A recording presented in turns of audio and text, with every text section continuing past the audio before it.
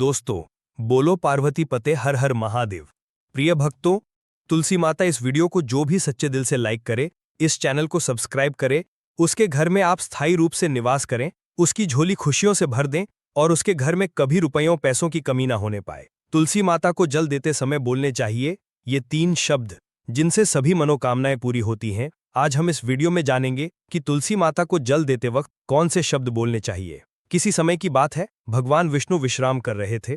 तभी देवी लक्ष्मी वहां आईं और भगवान विष्णु से तुलसी माता को जल देने के महत्व के बारे में पूछा। भगवान विष्णु ने उन्हें तुलसी माता को जल देने के महत्व को विस्तार से बताया। तब देवी लक्ष्मी ने कहा, हे स्वामी, आपने मुझे तुलसी माता के महत्व के बारे में बताया, लेकिन अब मैं ये जानना चाहती हूँ कि तुलसी माता को जल कैसे देना चाहिए, उनकी सेवा की सबसे श्रेष्ठ विधि क्या है और जल देते समय कौन सा मंत्र बोलना चाहिए।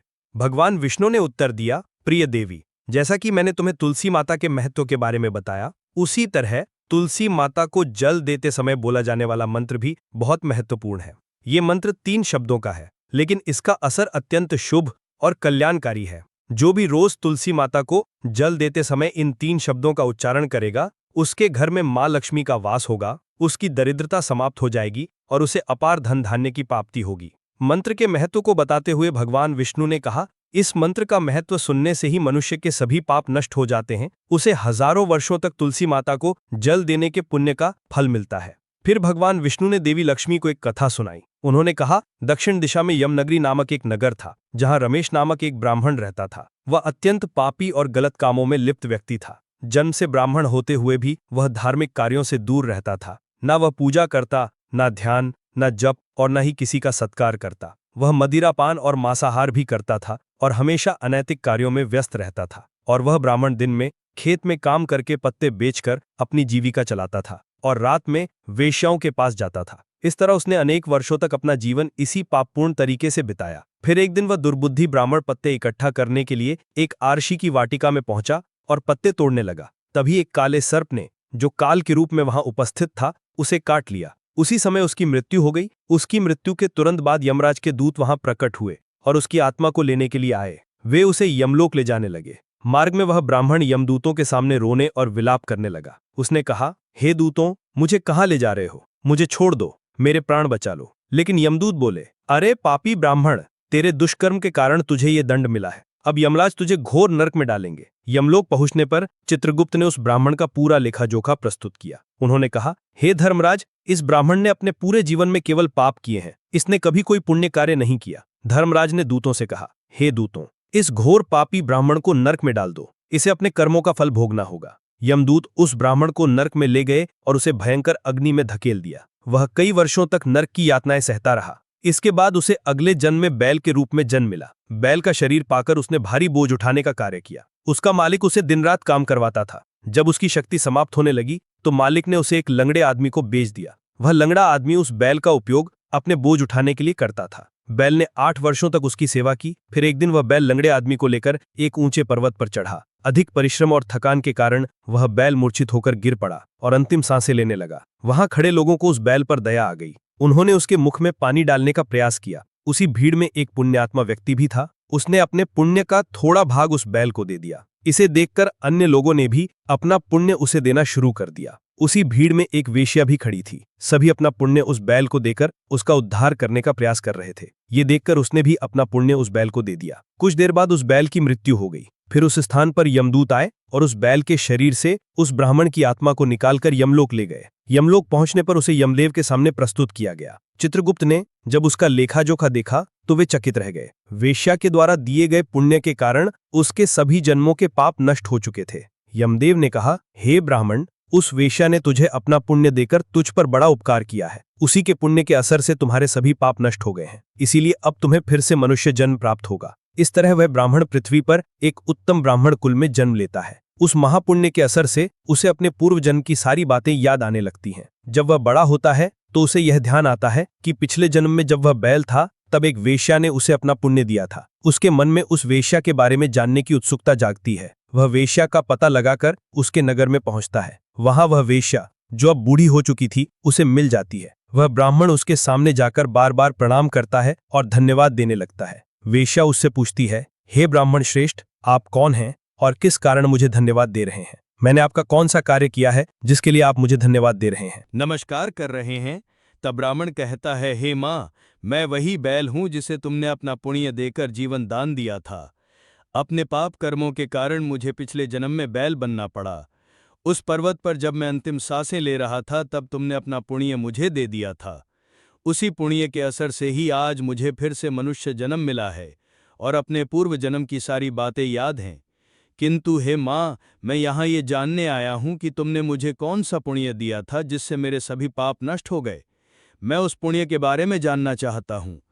तब वैश्या ने कहा, हे ब्राह्मण श्रेष्ठ, मैंने तो अपने जीवन में कोई पुण्य का कार्य नहीं किया है, पर मेरे घर में एक तोता है जो पिंजरे में रहकर हमेशा कुछ बोलता रहता है, जिसे सुनकर मेरा अंतःकरण पवित्र हो गया। वही मंत्र मैंने आपको पुण्य स्वरूप दान किया।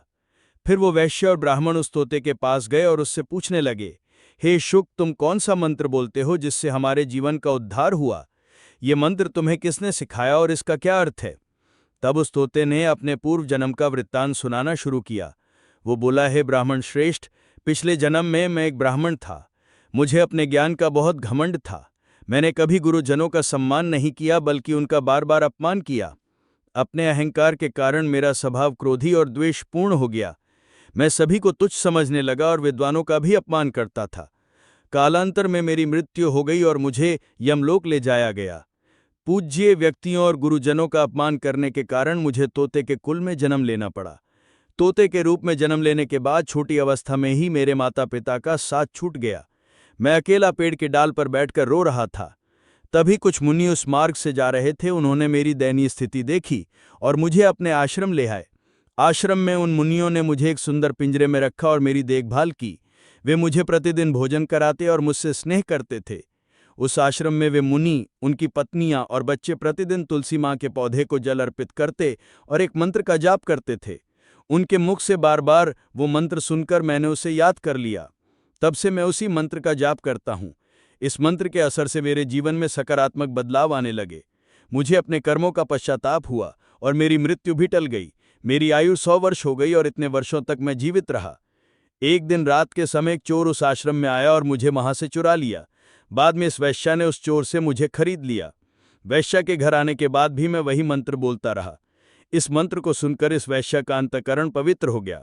उसने अपना पुराना जीवन छोड़कर भगवान विष्णु की भक्ति करनी शुरू कर दी। हे ब्राह्मण देव, इसी मंत्र के असर से मेरे और इस वैश्या के सभी पाप नष्ट हो गए। यही मंत्र आपको भी पाप मुक्त कर चुका है।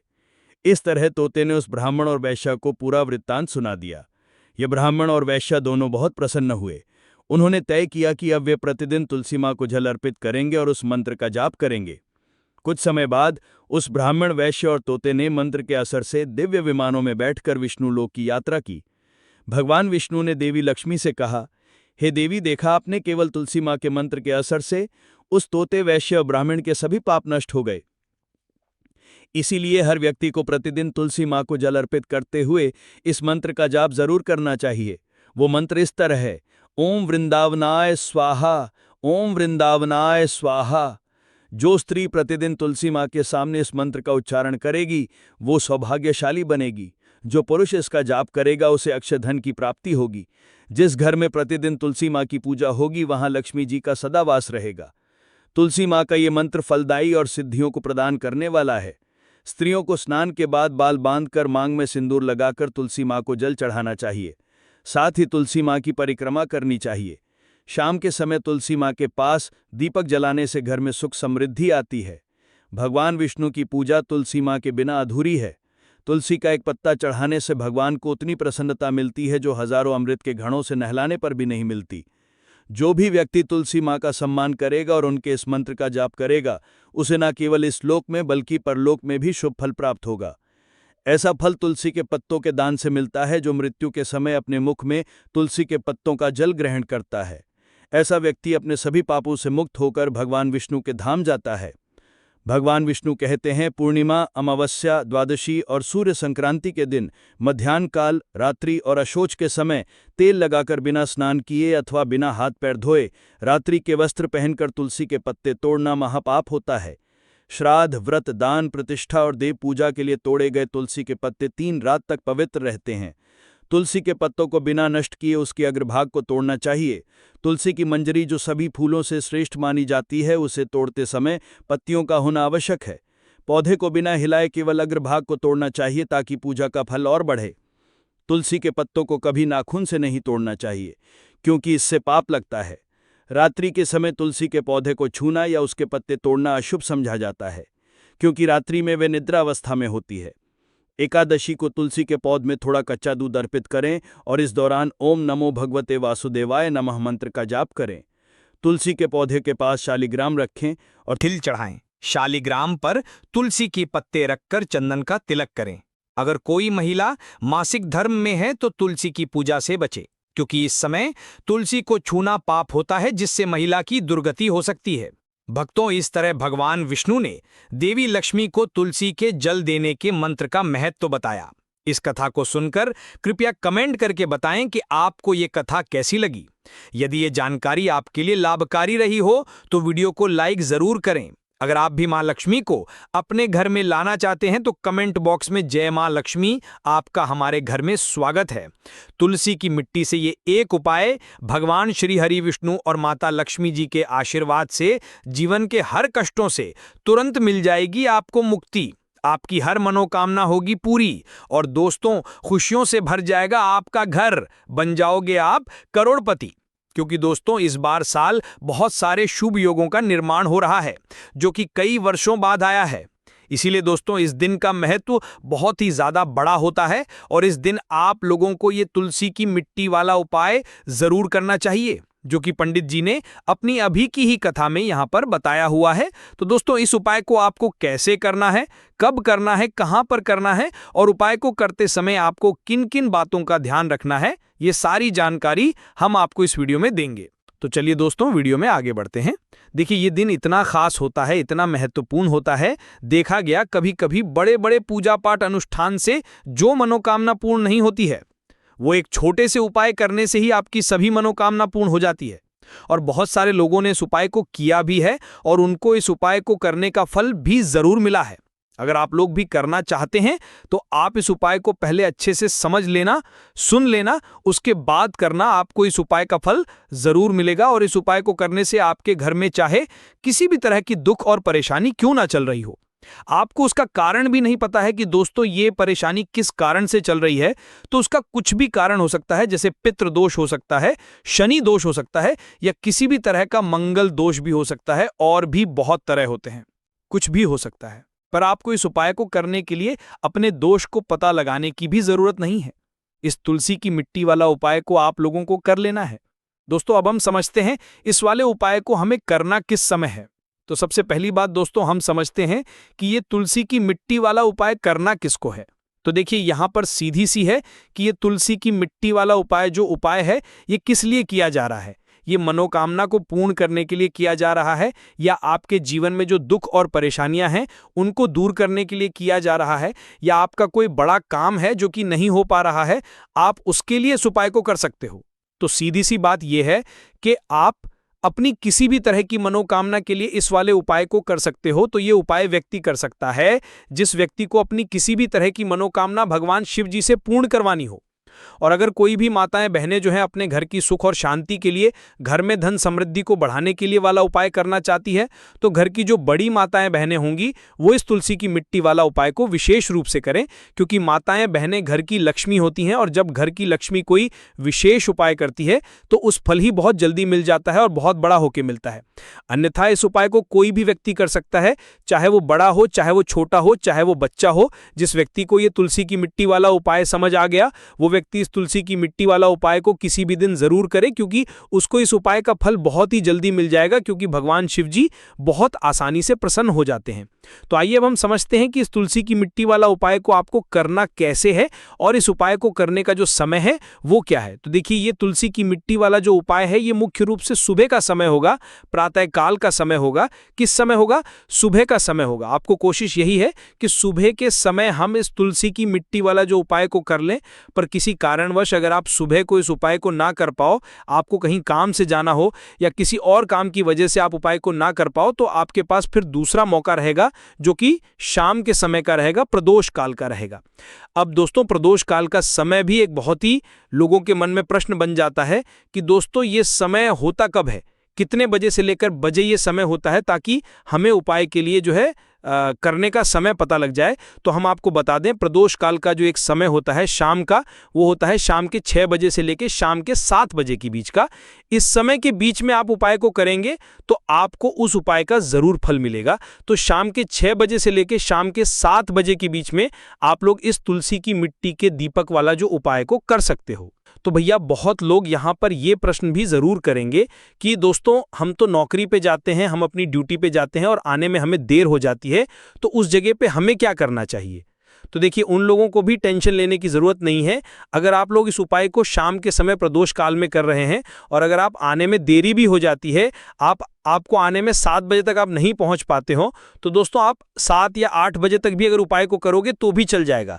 और अगर इससे भी थोड़ा देर हो जाती है तो भी आप उपाय को कर सकते हो, क्योंकि ये दिन बहुत ही कम आता है पूरे साल भर में एक बार। इसलिए जब आपको मौका मिल जाए, जब आप इस उपाय को जरूर कर लेना। कोई भी उपाय हो, आप कभी भी कर सकते हो। समय के थोड़ा अंतर्गति कर लो, पर किसी कारणवश अगर ना कर पाओ तो फिर आप थोड़ा देरी से भी कर सकते हो। आपको उपाय का फल जरूर मिलेगा। पूज्य गुरुजी ने कि जब भी आपको सिर्फ और सिर्फ तुलसी की मिट्टी वाला उपाय करना है, इससे आपके जीवन में अगर धन वैभव की परेशानी चल रही है, अगर आप रुपए पैसों के लिए बहुत ज्यादा परेशान रहते हैं, आर्थिक तंगी चल रही है, कई बार आप कोशिश बहुत करते हैं, मेहनत बहुत करते हैं, लेकिन आपको धन हासिल नहीं हो पाता है, आप मेहनत करने के बावजूद भी सफल नहीं हो पाते हैं, आप अपने व्यापार में असफल हो जाते हैं, नौकरी करने में असफल हो जाते हैं, किसी भी कार्य में अगर आप असफल हो रहे हो या फिर आपको धन की हानि हो रही हो, तो गुरुजी ने कहा कि आपको ये छोटा सा उपाय। तो चलिए जानते हैं इस विशेष उपाय के बारे में, लेकिन उससे पहले एक प्रार्थना। अगर आप वास्तुशास्त्र ज्ञान चैनल पर नए हैं तो कृपया चैनल श्री शिवाय टीवी को सब्सक्राइब जरूर कर लें और वीडियो को लाइक करके कमेंट बॉक्स में जय श्री हरि विष्णु जी, जय माता लक्ष्मी जरूर लिख दें, जिससे कि भगवान श्री हरि विष्णु जी और माता लक्ष्मी जी की कृपा सदैव सदैव आप और आपके परिवार पर बनी रहे और आपको कभी भी धन से संबंधित किसी तरह की कोई कमी ना हो। आज का ये वीडियो बहुत ही खास होने वाला है, क्योंकि किए जाने वाले 3 विशेष उपाय आज आपको इस वीडियो में बताए जाएंगे। ये उपाय आप अपनी परेशानी के अनुसार कर सकते हैं। इन उपायों में आपको धन के उपाय बताए जाएंगे, आपकी मनोकामना पूर्ति के उपाय बताए जाएंगे। जीवन में किसी भी तरह के संकट चल रहे हैं, परेशानियां चल रही हैं, तो उनको दूर करने के उपाय बताए जाएंगे। चलिए जानते हैं पूज्य गुरुजी द्वारा बताए गए सबसे पहले और सबसे खास उपाय के बारे में। इस उपाय के लिए आपको सबसे पहले जरूरत पड़ेगी 1 चुटकी तुलसी की मिट्टी की और थोड़ी सी पिसी हुई हल्दी, और आपको तुलसी की मिट्टी का उपाय कर लेना है।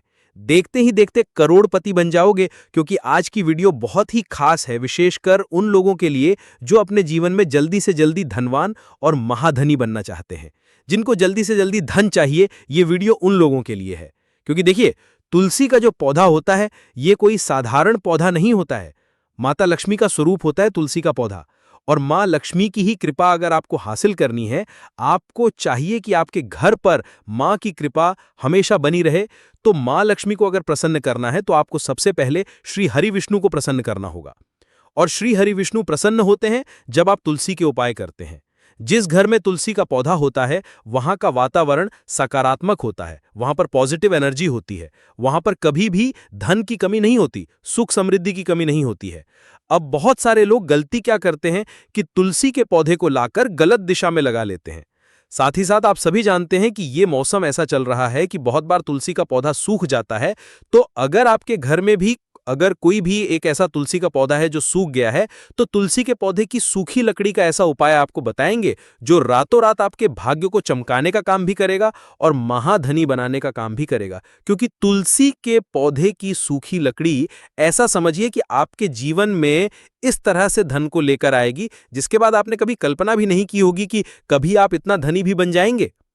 तो चलिए बात कर लेते हैं कौन सा उपाय है, कैसे आपको करना है और किस समय आपको ये उपाय करना है। तो देखिए, उपाय को करने के लिए आपको तुलसी की सूखी लकड़ी लेनी है। कितनी? 7 तुलसी की सूखी लकड़ी लेनी है। चाहे तो तुलसी की जो एक लकड़ी होती है उसे 7 भागों में आप तोड़ लें, छोटा छोटा, है ना। बहुत छोटी छोटी सी लकड़ियां आपको तुलसी की लेनी है। अब आपको क्या करवाना है, यहां पर लेना है आपको सूत या फिर सफेद धागा। सफेद कलर का धागा आप ले लें। ये जो सूद आता है जिसे हम मोली धागा कलावा बोलते हैं, वो आपको लेना है। अब आपको क्या करना है कि अच्छे से इन सातों तुलसी की लकड़ी को सूत या फिर सफेद धागे से बांध देना है। गोल गोल करके उसको सातों लकड़ी को आपको बांध देना है। बांधने के बाद सातों लकड़ी को आपको अपने घर के मंदिर में श्री हरि विष्णु जी के सामने रख देना है ना। किस दिन? अब एक देसी घी के दीपक आपको जलाना है श्री हरि विष्णु जी के सामने। दीपक जला देंगे। अब आपको ये मंत्र बोलना है। कौन सा मंत्र है? ओम नमो भगवते वासुदेवाय नमः। ओम नमो भगवते वासुदेवाय नमः मंत्र बोल लेंगे। इसके बाद आपको क्या करना है, थोड़ी सी हल्दी लेनी है और उस हल्दी के अंदर थोड़ा सा जल मिलाकर उसका तिलक आपको तुलसी जी के पौधे पर जो लकड़ियां हैं ना सात, उसके ऊपर लगाना है। श्री हरि विष्णु को लगाना है हल्दी का ही। अब आपको क्या करना है, उन 7 लकड़ियों को अपने घर के मंदिर में ऐसे ही रखा रहने देंगे। अगले दिन शुक्रवार के दिन आपको सातों लकड़ियों को उठाना है और इसे अपनी तिजोरी में आपको रख देना है। कहां पर रखना है? जहां पर आप अपना धन रखते हैं, रुपया रखते हैं, पैसा रखते हैं। अब ये उपाय जब आप करते हैं तो ये समझ लीजिए कि श्री हरि विष्णु इतना ज्यादा आपसे प्रसन्न हो जाते हैं कि आपके जीवन से धन की कमी, गरीबी, पैसे, नाना, ऐसी सारी परेशानियों को दूर कर देते हैं। जो लोग इस उपाय को करते हैं वो करोड़ों में खेलते हैं, करोड़ों में। आप भी खेलेंगे अगर ये उपाय आप पूरी सच्ची श्रद्धा के साथ किसी भी दिन कर लेंगे। एक ही बार आपको ये उपाय करना है, करके देख लीजिए। इसका रिजल्ट आपको ऐसा मिलेगा ना कि आप अपने जीवन में विश्वास नहीं कर पाएंगे कि कैसे आपके पास धन आ रहा है, कहां से आ रहा है। आपको खुद भी लगेगा इतने रास्ते आपके जीवन में धन आने के खुल जाएंगे कि जहां से आपको लगातार हमेशा धन हासिल होता रहेगा। बस पूरी सच्ची श्रद्धा से आपको श्री हरि विष्णु के ऊपर विश्वास करके ये उपाय करना है। तो चलिए आप जल्दी से बात कर लेते हैं अपने दूसरे उपाय की। देखिए, बहुत बार क्या होता है कि घर में जो पैसा आ रहा होता है, अचानक से वो पैसा आना रुक जाता है। अचानक से पैसे की बर्बादी शुरू हो जाती है। अचानक से घर में बीमारियां बढ़ने लगती हैं। ऐसा होता है आपके घर में जब नेगेटिव एनर्जी, नकारात्मक ऊर्जा कहीं ना कहीं बढ़ जाती है, या फिर किसी की नज़र घर को लग जाती है। तो इन चीज़ों को दूर जब तक आप नहीं करेंगे, आपके घर में पैसों की बर्बादी बंद नहीं होगी, आपके पास धन नहीं आएगा, क्योंकि नज़र लगती है तो घर में पैसा आना भी बंद हो जाता है। अब आपको ये तुलसी की लकड़ी का ही उपाय करना है और फिर देखिए आपके जीवन में भी आपके अटके हुए काम हैं वो भी बनेंगे और आपके घर में पैसा भी आएगा और आपके घर में जितनी भी परेशानियां आ रही हैं वो सारी परेशानियां भी दूर हो जाएंगी। करना क्या है, तुलसी की लकड़ियां लेनी है आपको। कितनी लेनी है? यहां पर आपको तुलसी की छोटी छोटी सी 7 लकड़ियां लेनी है। तो तुलसी की सूखी 7 लकड़ी आपको लेनी है और साथ ही साथ सफेद रंग का धागा लेना है या फिर सूत लेना है, जो जिसे हम बोलते हैं। अच्छे से उन 7 लकड़ियों को आपको बांध देना है। बांध दिया। अब आपको क्या करना है, थोड़ा सा गंगा जल लेना है। अब गंगा जल के अंदर आपको इन 7 लकड़ियों को डाल देना है। डाल दिया। अब इसी गंगा जल का छिड़काव आपको तुलसी की इसी लकड़ी से, जो आपने बांधी है सूत धागे में या सफेद धागे से, इसी लकड़ी से आपको गंगा जल का छिड़काव करना है अपने पूरे घर में। कहाँ कहाँ? जितने भी कमरे हैं सभी जगह पर, मुख्य द्वार पर भी ना, शौचालय वॉशरूम को छोड़कर। अब देखिए, पहले तो आपने इसमें गंगाजल ले लिया, दूसरा आपने तुलसी की लकड़ी ले ली। गंगाजल जो होता है ये महादेव से जुड़ा हुआ है। साथ ही साथ आप सभी जानते हैं गंगाजल अपने आप में बहुत चमत्कारी होता है, बहुत पवित्र होता है। तुलसी की लकड़ी जो कि साक्षात माता लक्ष्मी का स्वरूप है।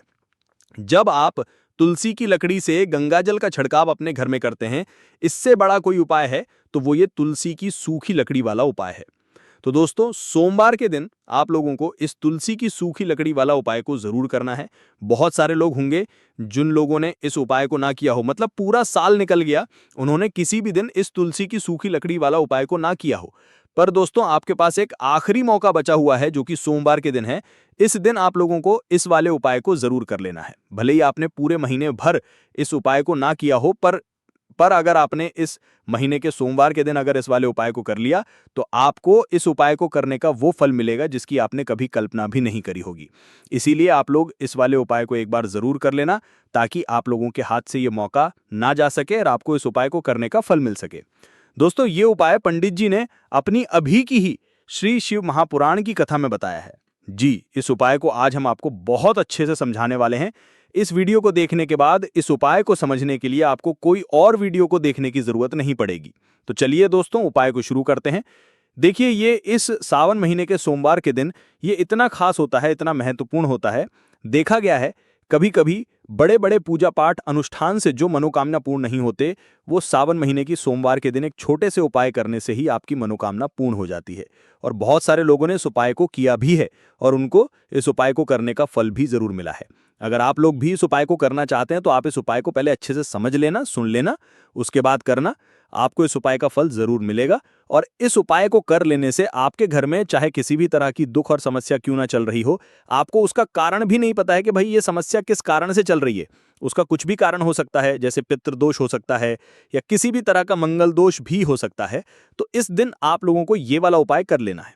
ये एक ऐसा उपाय है जिस उपाय को अगर किसी विशेष दिन पर किया जाए तो भाई उस विशेष दिन का जो है वो तो हमें मिलता ही मिलता है, पर हमने उस दिन पर इस उपाय को किया है तो हमें उससे भी बड़ा फल मिलता है और फल बहुत जल्दी मिलता है, क्योंकि आप इस उपाय को बहुत ही बड़े और विशेष दिन पर कर रहे हो। तो चलिए अब उपाय के बारे में बात करते हैं, परंतु उससे पहले आप लोगों को ये जानना आवश्यक है कि आखिर ये उपाय किस समय करना है, किसको करना है, कैसे करना है। तो चलिए हम आगे आपको वीडियो में एक-एक करके बता देते हैं। परंतु उससे पहले अगर आप लोग हमारे चैनल पर पहली बार आए हैं या फिर मेरी आवाज़ आज पहली बार सुन रहे हैं, तो हमारे चैनल श्री शिवाय टीवी को सब्सक्राइब जरूर कर लेना और इस वीडियो को लाइक करके कमेंट बॉक्स में श्री शिवाय नमस्तुभ्यम ओम नमः शिवाय जरूर टाइप कर देना। तो दोस्तों, इस तुलसी की सूखी लकड़ी वाला उपाय को हमें इस सोमवार के दिन कैसे करना है, किसको करना है, किस समय करना है और कहाँ पर करना है, ये सारे सवालों के जवाब आपको इस वीडियो में मिल जाएंगे। और जो ये वीडियो देखेगा भाई, उसको तुलसी की सूखी लकड़ी वाला उपाय ज़रूर करना चाहिए, क्योंकि इस दिन काले तिल का भी बहुत ही बड़ा और विशेष महत्व होता है। और जब बात आ जाए तुलसी की सूखी लकड़ी वाला उपाय की, तो ये सोने पे सुहागा वाली बात हो जाती है और ये एक बहुत ही बड़ा उपाय हो जाता है इस मंगलवार का। तो अब दोस्तों, इस तुलसी की सूखी लकड़ी के उपाय को आखिर करना किसको है, सबसे पहले हम लोग वो बात जान लेते हैं। तो देखो, घर की जो बड़ी माताएं बहनें होती हैं, उन माताओं बहनों में से कोई भी एक बड़ी माता बहन इस वाले उपाय को कर सकती है। और दोस्तों, अगर आप चाहें तो अपने घर में से सभी सदस्यों को भी इस उपाय को करवा सकते हैं। अगर किसी व्यक्ति की खुद की कोई मनोकामना है, खुद की कोई दुख और परेशानी है जो कि वो अपने लिए ही करना चाहता है इस वाले उपाय को, तो खुद अपने लिए भी कर सकता है। बाकी अगर कोई घर में से ऐसा है जो कि अपने पूरे घर परिवार की सुख और शांति के लिए ये वाला उपाय करना चाहता है, तो भाई वो भी कर सकता है, उसमें भी कोई दिक्कत वाली बात नहीं है। कहने का मतलब ये है कि इस उपाय को हर एक सदस्य भी कर सकता है और पूरे घर परिवार के सदस्य के लिए घर की बड़ी माताओं बहनों में से कोई एक माता बहन भी कर सकती है। माताएं बहनें अगर घर में उपस्थित ना हो या वो ये वाला उपाय ना कर पा रही हो, तो फिर घर का कोई बड़ा सदस्य भी इस तुलसी की सूखी लकड़ी वाला उपाय को कर सकता है, चाहे फिर वो पुरुष ही क्यों ना हो, उसमें कोई भी दिक्कत वाली बात नहीं है। उसके बाद में दोस्तों, जो अगला प्रश्न निकल कर आता है वो ये आता है इस उपाय को लेकर कि आखिर इस उपाय को हमें किस समय करना है, सुबह के समय करना है कि शाम के समय करना है। तो देखो, इस वाले उपाय को आप लोग सुबह के समय भी कर सकते हो और शाम के समय प्रदोष काल में भी कर सकते हो। अब अगर आप पूछो कि भाई साहब सबसे उत्तम समय कौन सा रहेगा इस तुलसी की सूखी लकड़ी वाला उपाय को करने का, तो हम आपसे बस यही कहेंगे कि इस उपाय को आप सुबह के समय करेंगे तो ज़्यादा बेहतर होगा। बाकी अगर शाम के समय प्रदोष काल में भी करेंगे तो भी अच्छा होगा, उसमें कोई भी दिक्कत वाली बात नहीं है। तो अब दोस्तों, जो अगली सबसे बड़ी महत्वपूर्ण बात आती है वो ये आती है कि सुबह अगर हम उपाय को करेंगे तो हमें कितने बजे से लेके कितने बजे तक के बीच में करना है, और शाम के समय प्रदोष काल में करेंगे तो हमें कितने बजे से लेके कितने बजे के बीच में करना है। तो देखो, सुबह जितनी जल्दी हो सके आप उपाय को करने की कोशिश करना। बाकी अगर किसी कारणवश लेट भी हो जाओ, थोड़ी देर भी हो जाए, तो 10 या 11 बजे तक भी आप उपाय कर लेना, पर 12 बजे से ज़्यादा देरी ना हो। ठीक है, इस बात का ध्यान रखना। उसके बाद में दोस्तों, अगर शाम के समय प्रदोष काल की बात करें, प्रदोष काल का जो समय है वो होता है वो शाम के 6 बजे से शुरू हो जाता है। मतलब शाम के 6 बजे से लेके 7 बजे के बीच का जो समय होता है, ये समय प्रदोष काल का समय होता है। तो आप इस उपाय को 7 या 8 बजे के बीच में भी कर सकते हो। मतलब शाम के 6 बजे से रात 8 बजे के बीच में आप कभी भी इस वाले उपाय को कर सकते हो, उसमें कोई भी दिक्कत वाली बात नहीं है। देखिए, यदि हम किसी भी तरह के उपाय को निश्चित दिन और निश्चित तिथि पर करते हैं तो इसका हमें बहुत अधिक लाभ मिलता है और इन उपायों को करने के बाद हमारे जीवन में बहुत अधिक परिवर्तन आता है। साथ ही साथ ये जो उपाय हैं आपके जीवन की सारी परेशानियों को और सारी बाधाओं को दूर करने वाले हैं। देखिए दोस्तों, आज के इस पूरे ही वीडियो में हम आपको 3 चमत्कारिक उपाय बताने वाले हैं और ये तीनों ही उपाय बहुत ही खास और बहुत ही ज़्यादा विशेष होने वाले हैं। तो चलिए दोस्तों, जान लेते हैं गुरुजी द्वारा बताए गए सबसे पहले उपाय के बारे में। ज्येष्ठ माह धन हासिल उपाय, तुलसी की सूखी लकड़ी घर में रख देना, बहुत जल्दी करोड़पति बनोगे, इतना पैसा बरसेगा। राधे राधे दोस्तों, आपको किसी भी दिन तुलसी की सूखी लकड़ी का उपाय घर पर करना है और ऐसा समझ लीजिए कि तुलसी की सूखी लकड़ी का ये उपाय आपको बहुत जल्दी करोड़पति बनाएगा, क्योंकि जो सावन का महीना है ये श्रीहरि विष्णु को सबसे प्रिय महीना है। तो देखिए, स्कंद पुराण में आता है कि भगवान विष्णु को सबसे प्रिय अगर कोई महीना है तो वो ज्येष्ठ का ही महीना है, और सावन के महीने में तुलसी के उपाय रातों रात आपके भाग्य को चमकाते हैं। ऐसे में आज की वीडियो में हम आपको तुलसी के ऐसे उपाय बताने जा रहे हैं जो रातों रात आपका भाग्य चमकाएंगे और बहुत जल्दी आपको महाधनी बनाएंगे। तो देखिए, श्रीहरि विष्णु प्रसन्न होते हैं जब भी आप माँ तुलसी से जुड़ा हुआ कोई भी उपाय करते हैं। माँ लक्ष्मी प्रसन्न होती हैं जब आप श्रीहरि विष्णु को प्रसन्न करते हैं।